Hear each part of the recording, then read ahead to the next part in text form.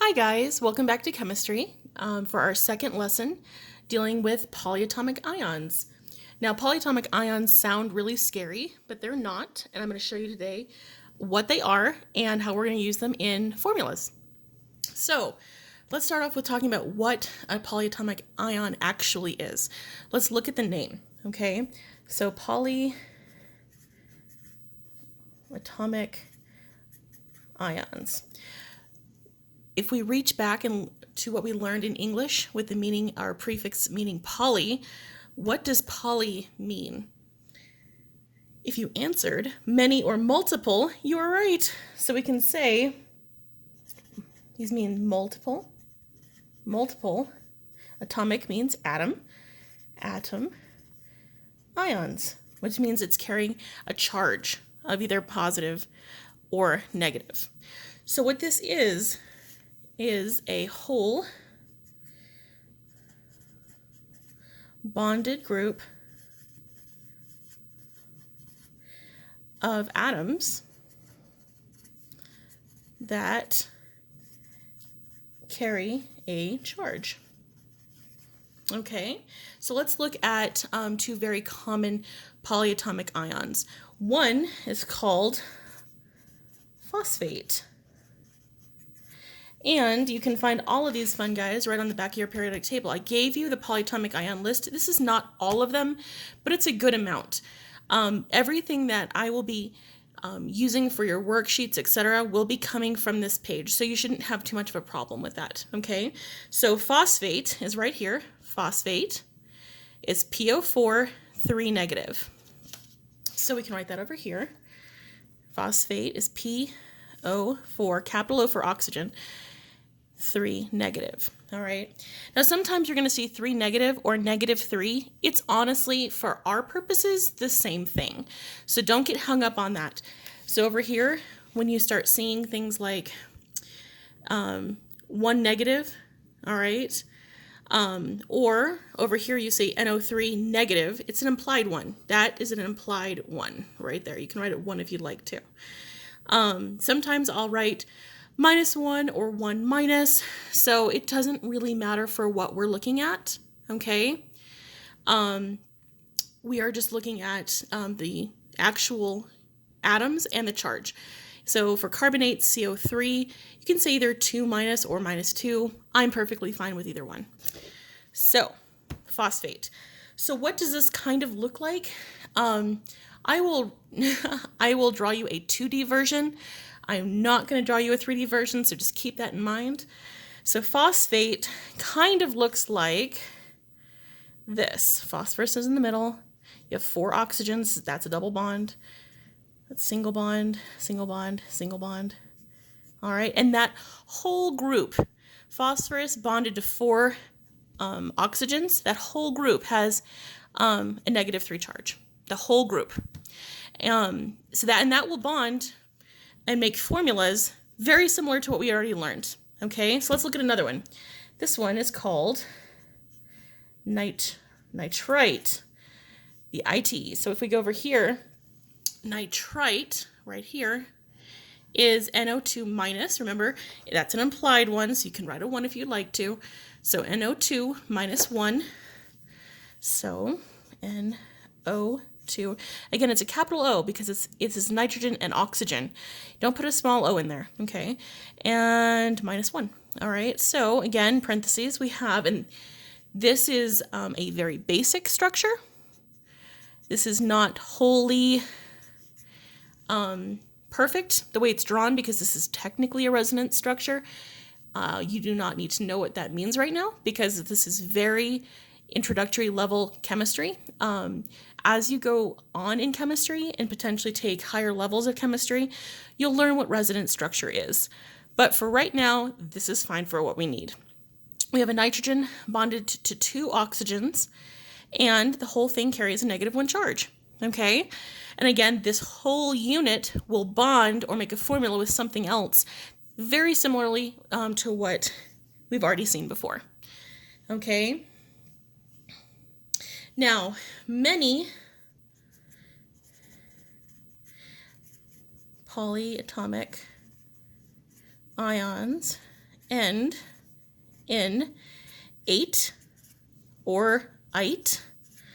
All right, so if you look at the polyatomic ions over here, all right, acetate, cyanide, and what is it?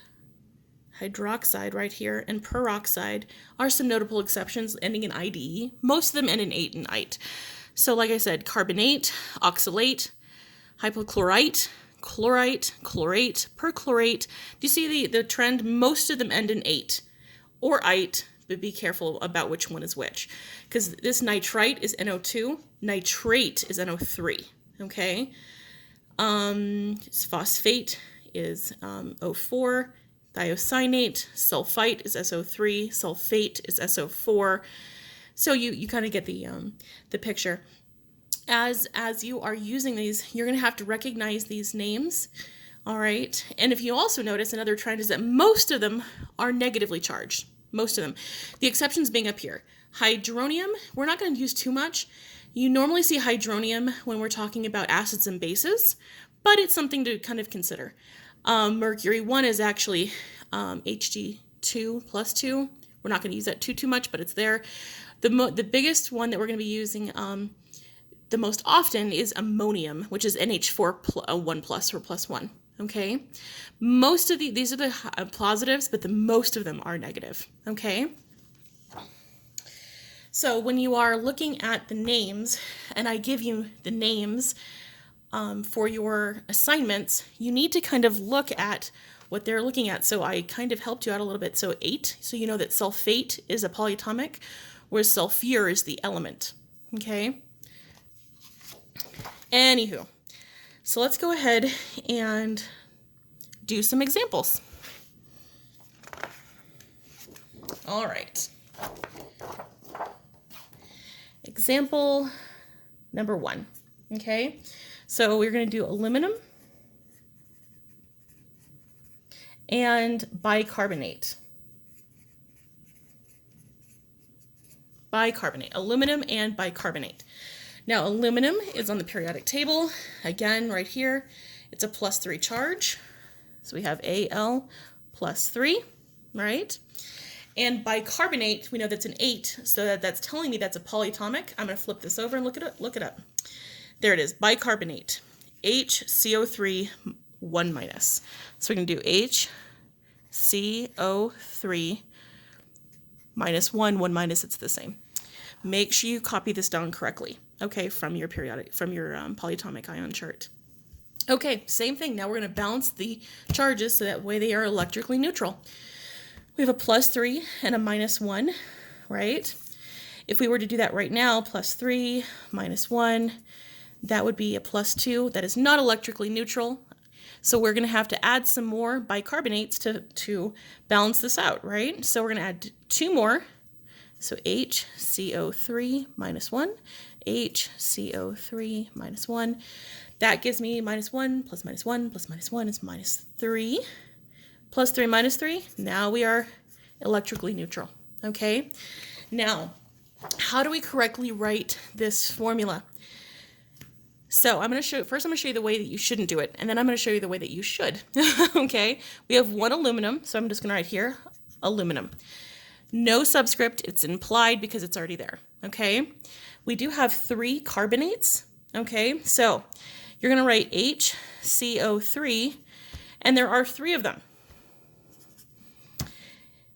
All right, so this is the wrong way to do it, because if you were to go back and look at this and look at how many atoms there are, there's 1 aluminum, there's 1 hydrogen, 1 carbon, and 33 oxygen. That is wrong. That is not correct. This is where you need to use parentheses, okay? So we have 1 aluminum, open parentheses, HCO3, and there are 3 of them, so we put 3 on the outside of the parentheses. All right, this tells me that I have 3 bicarbonate units that bonded to aluminum. Not that I have 33 oxygens. This is wrong, okay? So please do not do that. When you have multiple polyatomics that you need to make a formula, you need to put them in parentheses. Okay, so this is correct right here. Okay, let's do another one. So example 2, let's do calcium and sulfate. Again, calcium is right here in the periodic table. Calcium is +2, so Ca plus 2. And sulfate, 8, tells me that this is a polyatomic. So I'm going to look it up over here. Sulfate, make sure you get the right one, SO4, 2 minus. So SO4 minus 2, 2 minus. Again, it's the same thing, for at least for what we need right now. And this is happy. +2 minus 2, they already balance out. Already electrically neutral. So we can just say calcium sulfate. Now, we only needed one sulfate, so we don't have to put the parentheses. If you have one, you don't need to put the parentheses, because it's already implied that you have one sulfur and 4 oxygens, because you have one sulfate group. Whereas up here we had multiple polyatomics that we needed to balance out. That's why we needed the parentheses here. So if you only have one, you don't need parentheses. But if you have multiple, you do. Okay, so make sure you're careful about that when you're doing your work. All right, let's go ahead and do some more. Example 3, hydrogen and peroxide. Hydrogen, on the periodic table again, hydrogen is +1, and peroxide is right here, O2 minus 2. All right, so we need 2 hydrogens to balance out this oxygen. So this is +2 minus 2, that is neutral. So this is going to be H2O2. 2 hydrogens and 1 peroxide. And because there's only one polyatomic, you do not need parentheses. So let's box our answer. Hydrogen peroxide, that's the stuff that comes in the dark brown bottles that you use on cuts and wounds. That's it. It's also very deadly, so be careful with that. Or it can be deadly in high enough concentrations. You shouldn't have to worry about that. Anyways, example 4, ammonium and phosphorus. All right, ammonium and phosphorus. Now, ammonium is our rare positive polyatomic ion, NH4 plus 1. And phosphorus, the OUS, phosphorus, that's not a polyatomic. That is, see, this is phosphate. That's not the same thing. Phosphorus is the actual element, which is -3. All right. So we're going to need 2 more ammoniums.